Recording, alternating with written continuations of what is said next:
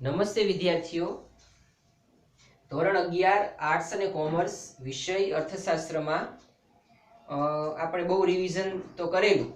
હવે આપણે સિલેબસને થોડોક આગળ ધપાવીએ.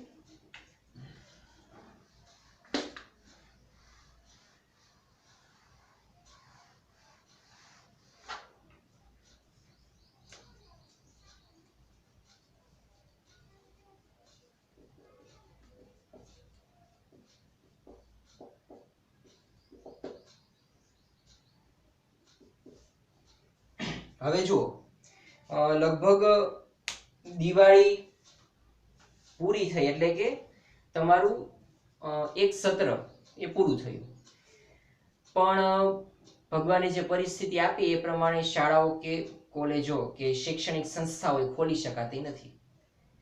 તો આવી પરિસ્થિતિમાં એ તમારે જાતે એ થોડું જાગૃત થવું પડશે અને પોતાના માટે થોડું વિચારીને એ આગળ કાર્યવાહી કરવી પડશે.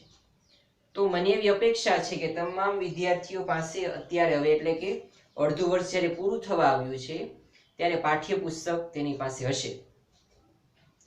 તમામ વિદ્યાર્થીઓ પાસે જો પાઠ્યપુસ્તક, હું એવું માનું છું કે છે જ, પણ જો ન હોય તો વસાવી લેજો વહેલી તકે. પાઠ્યપુસ્તકની કિંમત તો કોઈ બહુ વધારે નથી,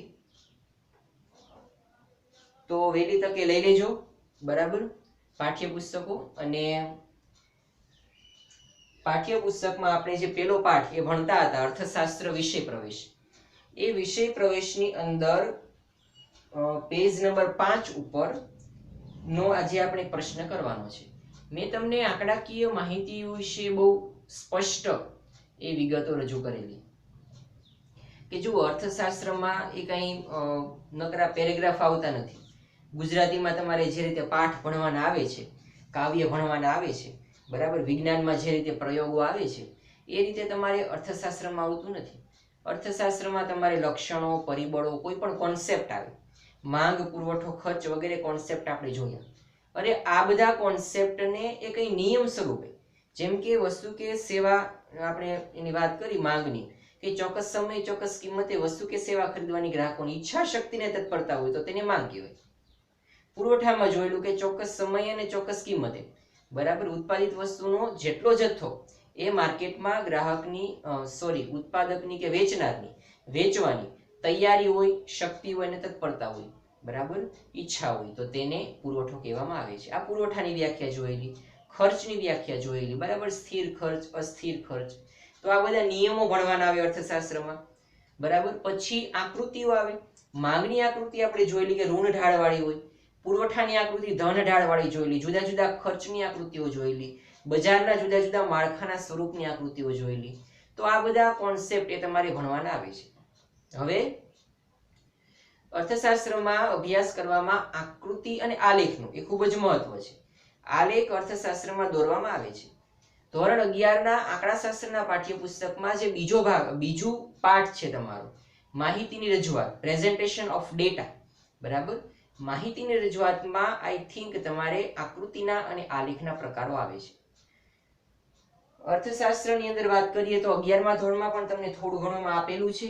12મા ધોરણની અંદર પહેલા પાઠમાં આંકડાકીય માહિતીનું મહત્વ અર્થશાસ્ત્રમાં આકૃતિ અને આલેખ એવો પાઠનું ટાઇટલ છે, અને એની અંદર પણ તમારે આ બધા પ્રકારો ભણવાના આવે છે. હવે જે આકૃતિ અને આલેખ છે, બરાબર, એનું તમને અહીંયા ઘણું બધું આપેલું છે. ખાસ કરીને અર્થશાસ્ત્રની અંદર આકૃતિ અને આલેખ આ બંને વસ્તુ છે એ દોરવામાં આવતી હોય છે અને એનો અભ્યાસ માટે ઉપયોગ કરવામાં આવતો હોય છે. હવે આકૃતિ અને આલેખ છે એ દોરતી વખતે એ તમારે કેટલીક બાબતો ધ્યાનમાં રાખવી પડે છે, બરાબર. આકૃતિ એટલે કોઈ ચિત્ર નથી અને આલેખ એટલે પણ કોઈ ચિત્ર નથી. એ બંને વચ્ચે મેજર ડિફરન્સ છે. આકૃતિ કોને કહેવાય અને આલેખ.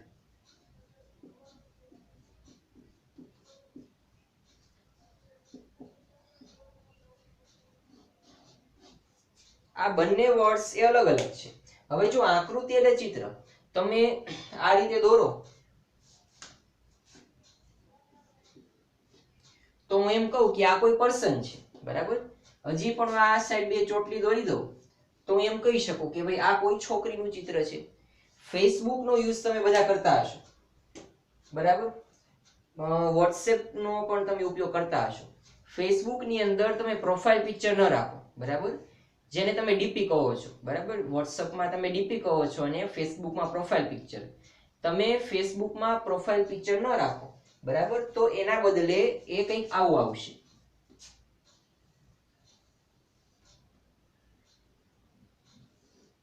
આ રીતનું કંઈક આવશે ચિત્ર કે જે એવું સાબિત કરે છે કે આ કોઈ છોકરો છે.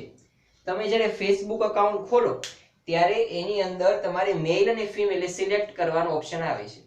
મેલ હશે, કોઈ છોકરો હશે તો એ મેલમાં સિલેક્ટ કરશે, કોઈ છોકરી હશે તો એ ફિમેલમાં.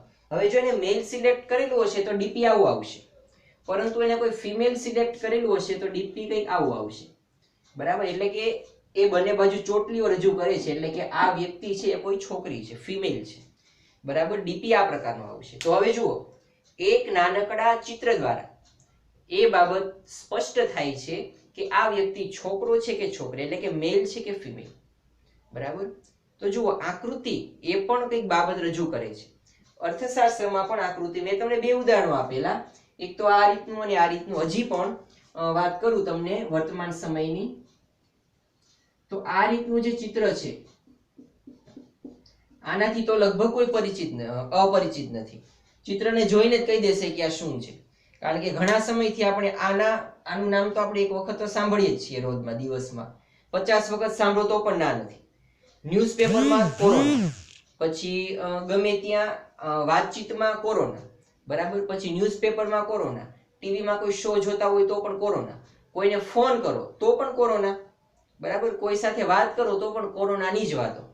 હવે આ ચિત્ર છે એ કોરોના એવું રજૂ કરે છે, બરાબર. તો આને કહેવાય છે આકૃતિ, બરાબર. આ એ સ્વયં સ્પષ્ટ માહિતી હોય, પોતે જ રજૂ કરી દે કે હું શું કહેવા માંગુ છું. પછી આ જ રીતે માછલી પણ દોરતા હોય છે ઘણી વખત, બરાબર.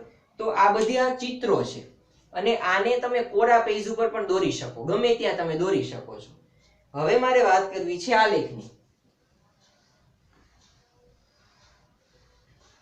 હવે જો આલેખ, બરાબર, આલેખ પોથી તો લગભગ તમે 11મા ધોરણમાં ભણો છો, એટલે આલેખ પોથી લગભગ બધાએ જોઈ હશે, બરાબર.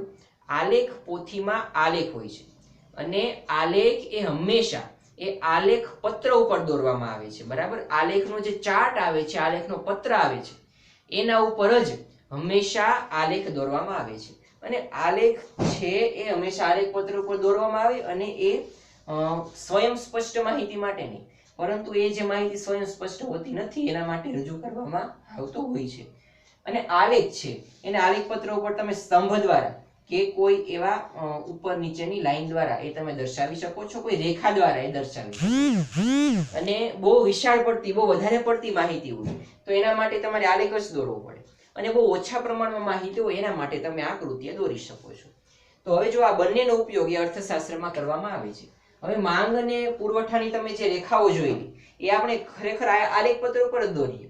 તમારી ટેક્સ્ટ બુકમાં પણ જે દોરેલું છે થોડુંક આલેખ જેવું તમને લાગે છે, કારણ કે માંગ અને પુરવઠાની રેખાઓ છે એ બધી આલેખ ઉપર જ કાયદેસર રીતે દોરવામાં આવે. તમે સ્કેલમાં પણ લો છો, પણ વારંવાર આવે છે એટલે આપણે ટેક્સ્ટ બુક, આપણે જે ચોપડો હોય છે એમાં જ આપણે દોરાવીએ છીએ, બરાબર.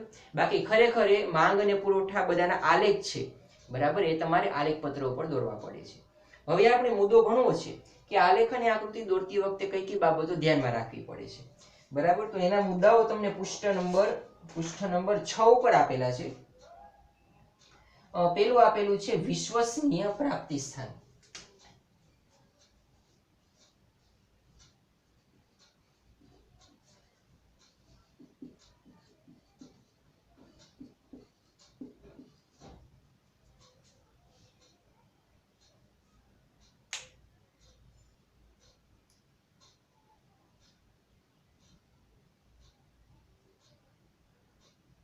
હવે જુઓ, માનો કે મારે આલેખ અને આકૃતિ દોરવી છે, તો મારે આલેખ અને આકૃતિ દોરવા માટે માહિતી જોઈશે, આંકડાઓ જોઈશે.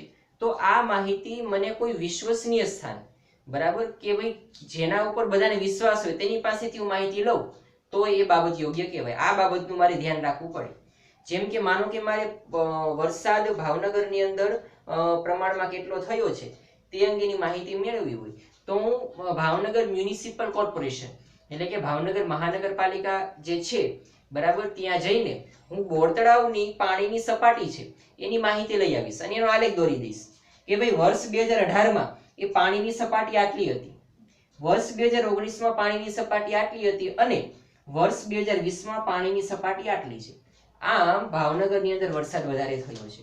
તો આ માહિતી માટે વિશ્વસનીય પ્રાપ્તિ સ્થાન એટલે કે બોર તળાવ ભાવનગર મ્યુનિસિપલ કોર્પોરેશન છે એ વિશ્વસનીય પ્રાપ્તિ સ્થાન, ત્યાંથી માહિતી લઈને મારે આલેખ અને આકૃતિ દોરવી. આમ પ્રાપ્તિ સ્થાન છે માહિતીનો એ કેવો હોવો પડે? વિશ્વસનીય, બધાને તેમાં વિશ્વાસ હોય તેવો તેનો પ્રાપ્તિ સ્થાન હોવો પડે. પછી સ્વતંત્ર અને પરતંત્ર ચલ.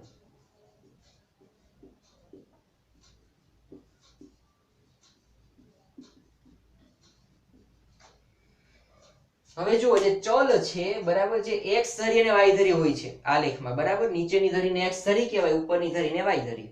તો નીચેની એક્સ ધરી ઉપર છે એ મારે સ્વતંત્ર ચલ એ દર્શાવવો પડે છે, બરાબર, અને પરતંત્ર ચલ આ બંને કયા કયા આધાર ઉપર દર્શાવવા વગેરે વિગતો એ ખૂબ જ અગત્યની ગણવામાં આવે છે, બરાબર. એમાં આડી ધરી અને ઊભી ધરી એ બંને હોય છે, બરાબર.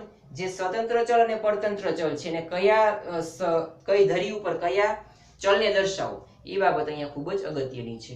ચલિત કિંમત જેમાં વારંવાર ફેરફાર થાય ચલ કિંમતો છે એને તમારે હંમેશા વાય ધરી ઉપર દર્શાવવાની, અને જે સ્થિર કિંમતો છે એને હંમેશા તમારે એક્સ ધરી ઉપર દર્શાવવાની. જેમ કે વર્ષ, હવે વર્ષ જુઓ ક્યારેય ફેરફાર નથી થવાનો. 2019 નું વર્ષ એ 2019 નું જ રહેવાનું છે, બરાબર. 2020 નું તો નવું વર્ષ છે, બરાબર, વર્ષમાં પરિવર્તન નહીં થાય. 2019 ની અંદર 5 વ્યક્તિઓના માનો કે મૃત્યુ થયા છે, બરાબર, તો એ મૃત્યુ જ રહેવાના. 2020 આવે તો એ મૃત્યુ કઈ નષ્ટ થવાના નથી.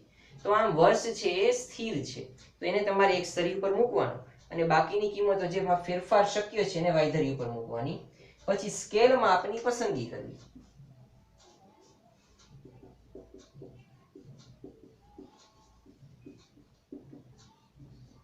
હવે જુઓ, યોગ્ય સ્કેલમાં પણ તમારે રજૂ કરવું પડે. હવે આલેખ જે તમે ડ્રો કરો છો, બરાબર, આ રીતે, તો અહીંયા તમારે સ્કેલ માપ દર્શાવવું પડે કે ભાઈ આ જે 1 ઇંચ છે, બરાબર, અથવા તો 1 સેન્ટીમીટર છે, 1 સેન્ટીમીટર બરાબર તમે કેટલા લીધેલા છે, બરાબર. આ રીતે તૂટક રેખા પણ દોરવી પડે કે ભાઈ 1 સેન્ટીમીટર બરાબર 2000, 1 સેન્ટીમીટર બરાબર 5 લાખ, 1 સેન્ટીમીટર બરાબર 5 કરોડ, 5 અબજ કેટલા લીધેલા છે એ તમારે દર્શાવવું પડે, અને બધા વચ્ચેનો ગાળો એ તમારે સમાન રાખવો પડે. તો સ્કેલમાં પણ તમારે નક્કી કરવું પડે. હવે ઘણી વખત એવું થાય બહુ વધારે પડતી માહિતી હોય તો તમારે સ્કેલ માપે ખૂબ જ વધારે રાખવું પડે કે ભાઈ 1 સેન્ટીમીટર બરાબર 5000 કિલોગ્રામ, 1 સેન્ટીમીટર બરાબર 10 રૂપિયા, 1 સેન્ટીમીટર બરાબર 50 રૂપિયા, 50 એકમો, 100 એકમો, આવું બધું. તો આ રીતે સ્કેલ માપની પણ તમારે યોગ્ય રીતે પસંદગી કરવી પડે છે. તો આ 3 મુદ્દા એ ખાસ તો અગત્યના હતા આલેખ અને આકૃતિ દોરતી વખતે ધ્યાનમાં રાખવાના મુદ્દા, બરાબર.